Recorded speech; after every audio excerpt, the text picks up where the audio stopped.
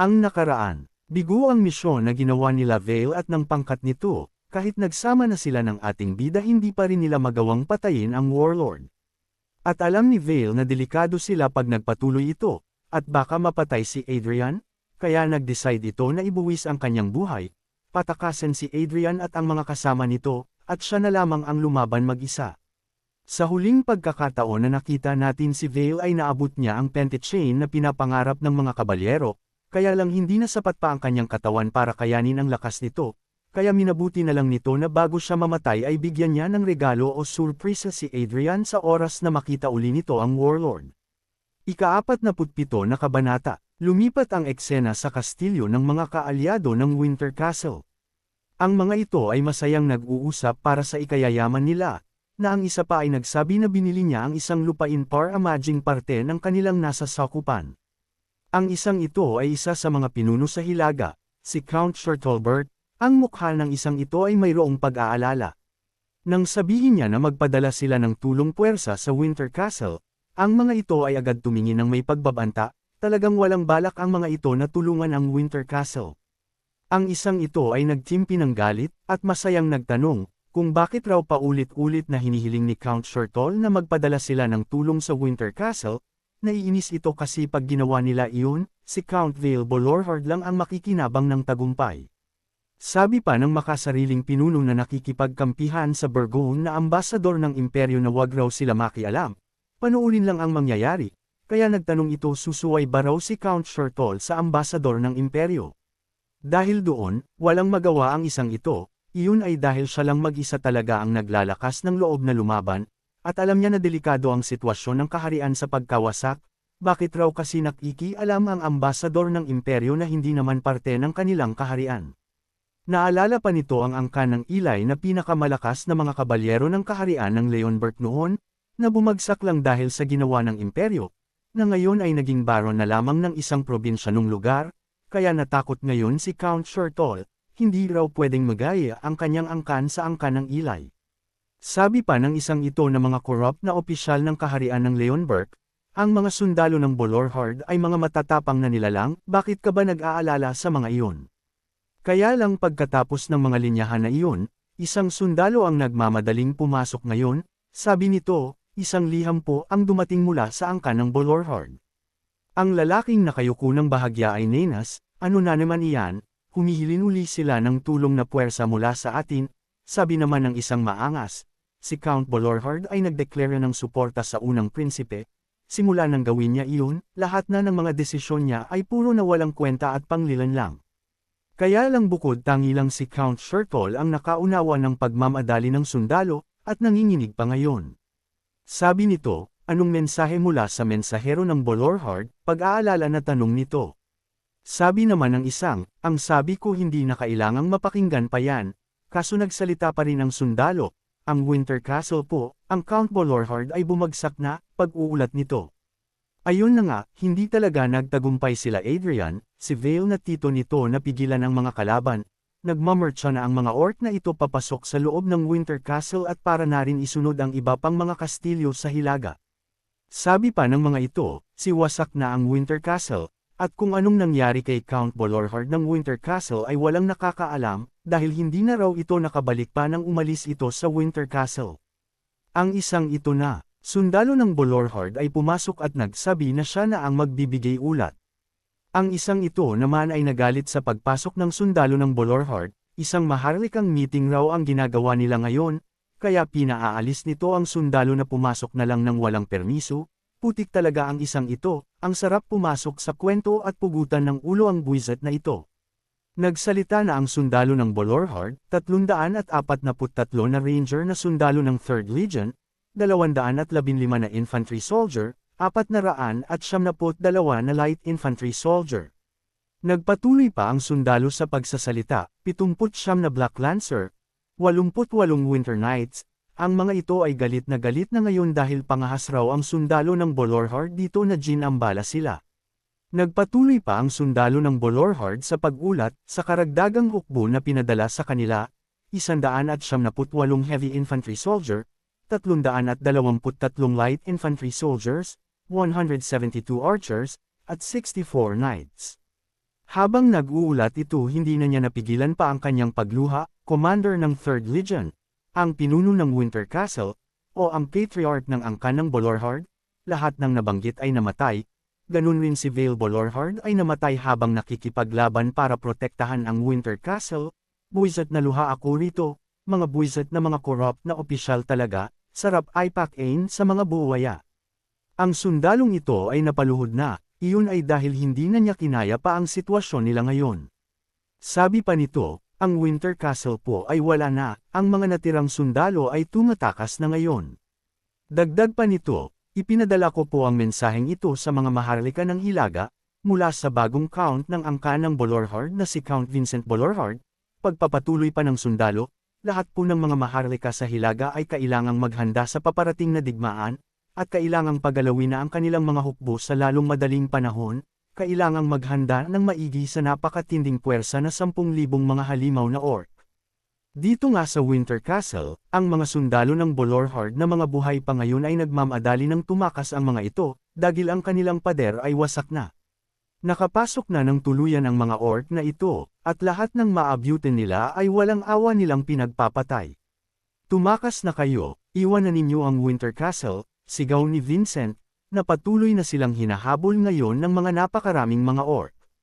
Kitang-kita ang inis at pag-aalala ni Vincent sa kanilang nasa sakupan, sa buhay ng mga sundalo, at mga mamamayan. Nagpatuloy sa pagtakas si Vincent sa mga sandaling ito, kaya lang biglang bumagal ang kanyang paghakbang. Huminto ito sa kanyang mga nakita ngayon. Dito ay nakikita niya kung ano nang nangyari sa kanilang Winter Castle, wasak na, at nasusunog na ang lugar na ito. Hindi lamang iyon, dahil halos nasakop na ng mga orc ang kanilang teritoryo, at winuwagayway ang kanilang bandila. Dito ay nagpipigil umiyak si Vincent, ang kanyang ama ay wala na, ang kanilang teritoryo na matagal na nilang naging tahanan at tirahan ay wasak na. Sir Vincent, sigaw ng isa sa mga mersenaryo, dito po, sabi nito. At wala nang nagawa pa si Vincent kundi ang magpatuloy na tumakas, dahil kahit wala na ang Winter Castle, hangga't may dugo ng Bolorhard na natitira, hindi pa tapos ang laban, hindi pa wasak ang angkan. Ito ang bandila ng Winter Castle, ng angkan ng Bolorhard, ang iwan ito ni Vincent. Nga mga sundalo ng Bolorhard ay hindi madaling bagay, sila ay ang mga magigiting at matatapang na sundalo na handang ibuwis ang buhay nila para sa Winter Castle, kaya lang sa unang pagkakataon, hindi nila nagawang protektahan ang kanilang tahanan.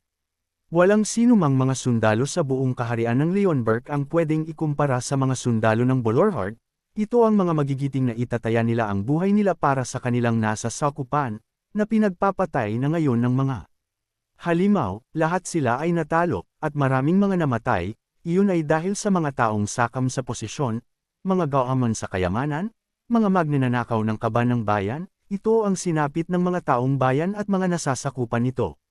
Ang isang ito ay patuloy na tumutulong na iligtas ang ilang kasamahan nila na makatakas. Wasak na ang morale ng mga sundalo ng Bolorhard dahil sa pagkawasak ng kanilang Winter Castle, pero dahil naririto ang mga mersenaryo, ang mga ito na ang gumawa ng paraan para gabayan ang mga ito, nakapaghanda rin kaagad sila ng mga patibong para bitagin ang mga orc na hahabol sa kanila.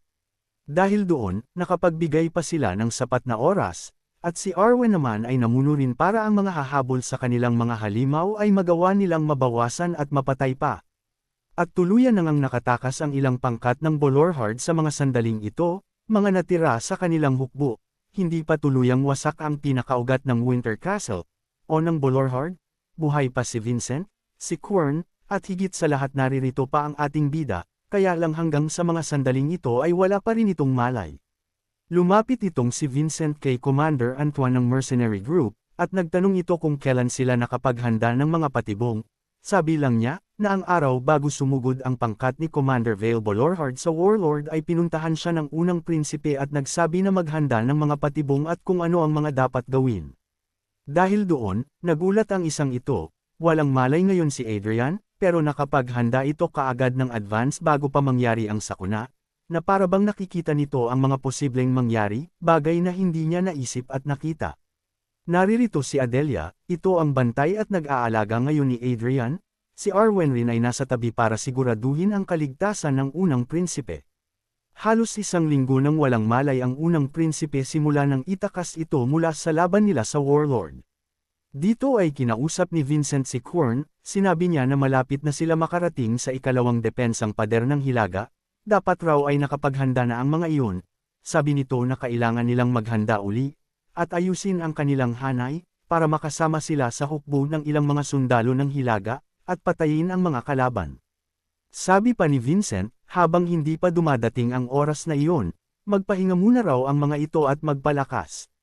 Kaya lang, ang mga bagay na sinabi at plano ni Vincent ay isang panaginip lang pala, dahil iba ang kanilang nasaksihan ngayon.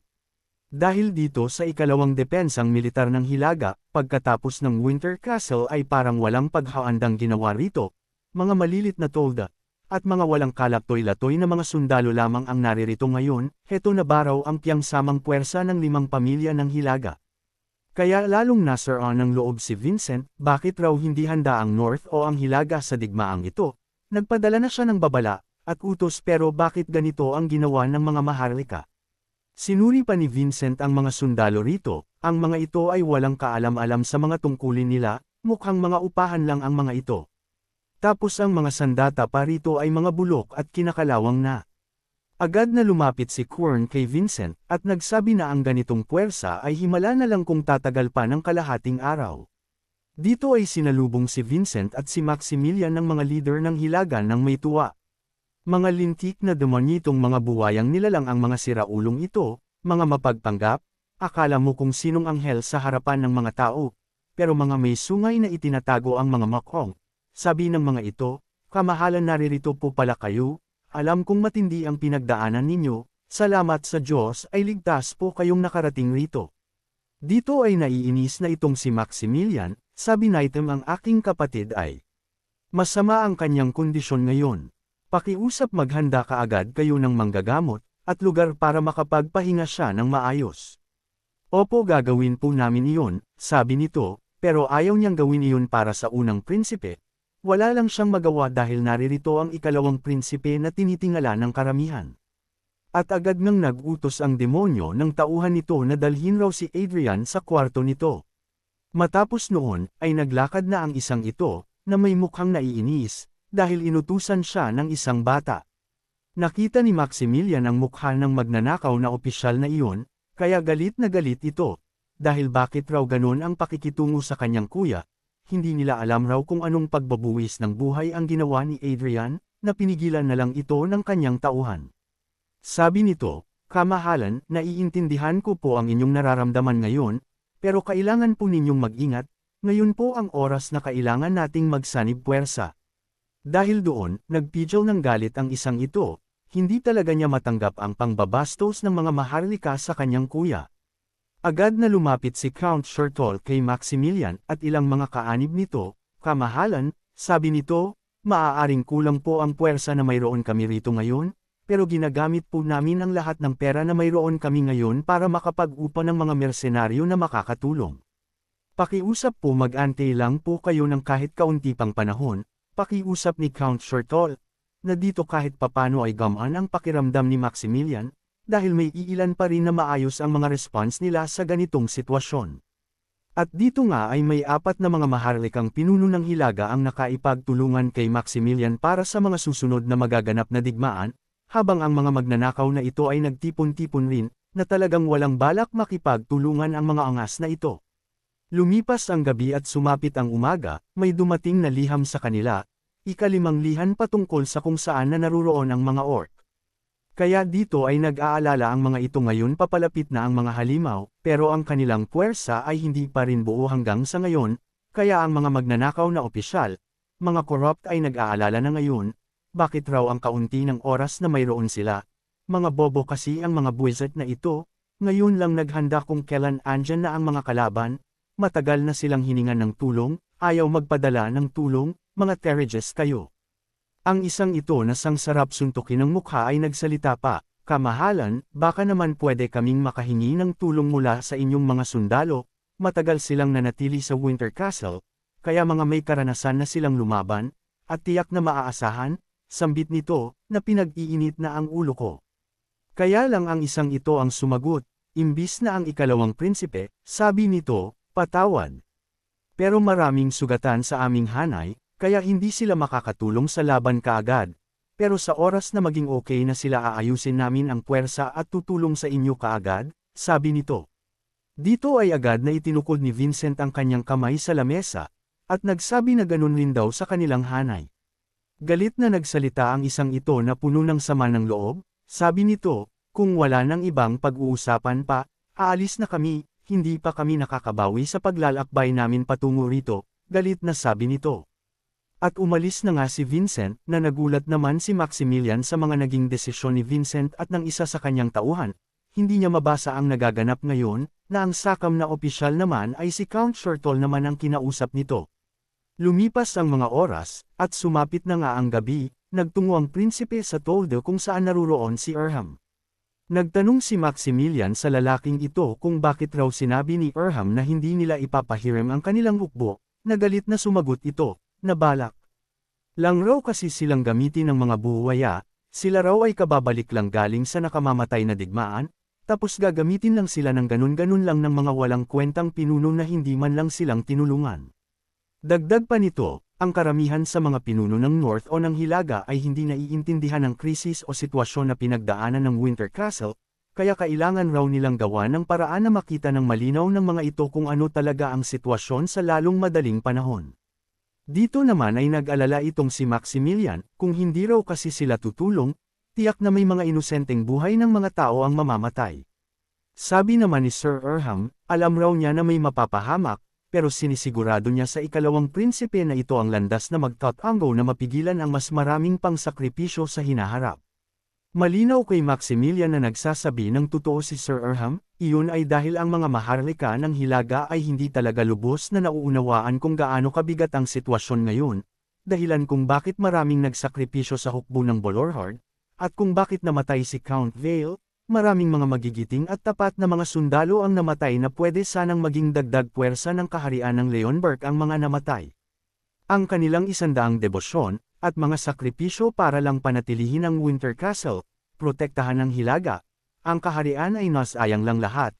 Ito ang bagay na hindi nakikita ng kaharian kung gaano kalaking puwersa, o hukbo ang nawala sa kanila ngayon, na maaari pang mas malaki pa ang lalong mawala sa kaharian ng Leonberg.